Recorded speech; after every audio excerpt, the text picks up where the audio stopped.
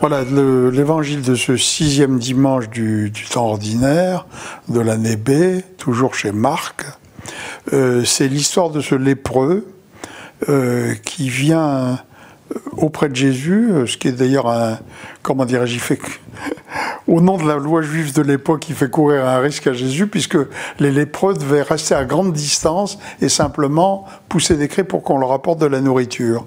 Et là, ce lépreux, nous dit Marc, vient auprès de Jésus, il le supplie, il tombe à genoux, Jésus le guérit bien sûr, lui dit d'aller faire vérifier au prêtre qu'il est guéri, donner ce que Moïse a prescrit dans la loi, et surtout de ne pas répandre la nouvelle.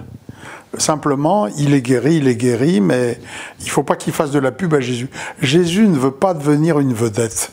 Ouais, Jésus ne veut pas devenir un guérisseur, il ne veut pas devenir une vedette, il veut rencontrer les gens, d'abord pour leur parler du royaume de Dieu, et pour, comment dirais-je, authentifier sa puissance de fils de Dieu. Il fait des guérisons, bien sûr, mais ces guérisons ont une valeur largement autant spirituelle, vous voyez, que purement temporelle. Et donc c'est ça que l'Évangile nous dit. Alors, je crois que le texte de Valtorta, si vous voulez, montre qu'en fait la rencontre avec Jésus a été une rencontre qui a pris un certain temps, que ce pauvre lépreux, si vous voulez, qui était dans un état, on sait très bien la lèpre, à quel point ça peut défigurer complètement quelqu'un, il vivait forcément à l'écart, hein, et il avait même du mal à s'exprimer, hein, et il a fallu que des gens qui étaient bons, si vous voulez, fassent tout pour qu'ils puissent, j'allais dire, espérer être guéris. Hein,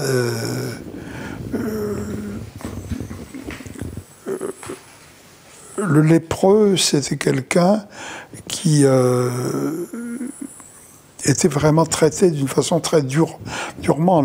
On sentait qu'il y avait une coutume chez les Juifs qui disait il faut protéger le reste de la population, donc il faut faire en sorte que, bien sûr, on mette de la nourriture que le lépreux puisse aller chercher, on le dépose à un certain endroit, mais il ne faut surtout pas qu'il ait le moindre contact avec des personnes, parce que ça étendrait la contamination.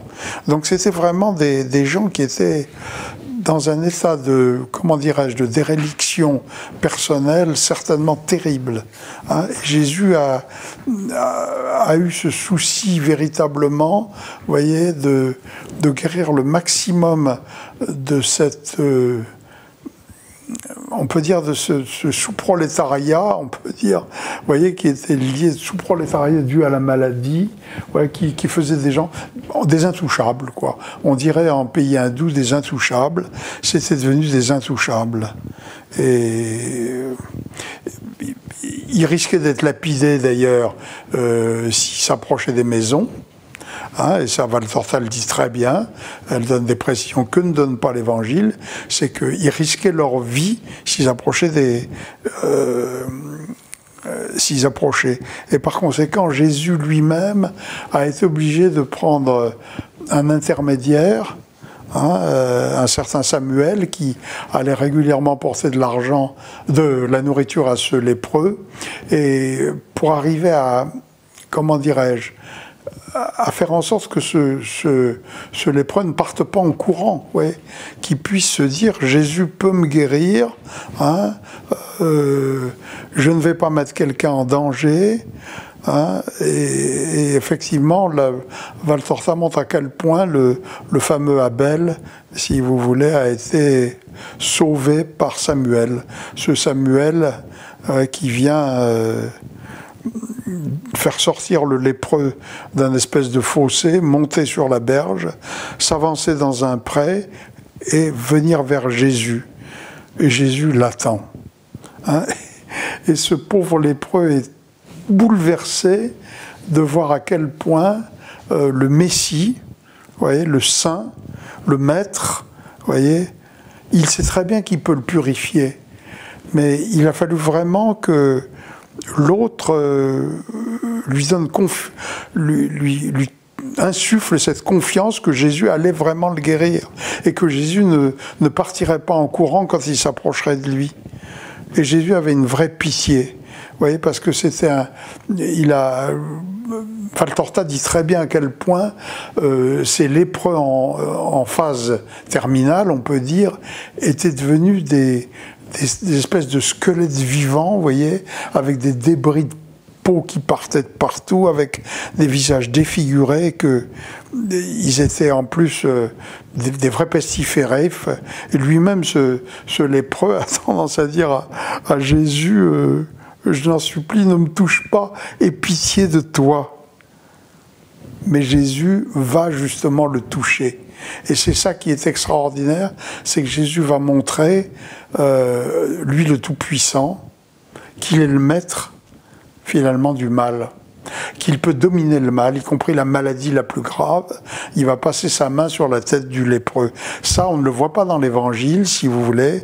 On sait simplement qu'il a guéri ce lépreux, hein, et que ce lépreux a eu une grâce inouïe, mais on n'a pas du tout cette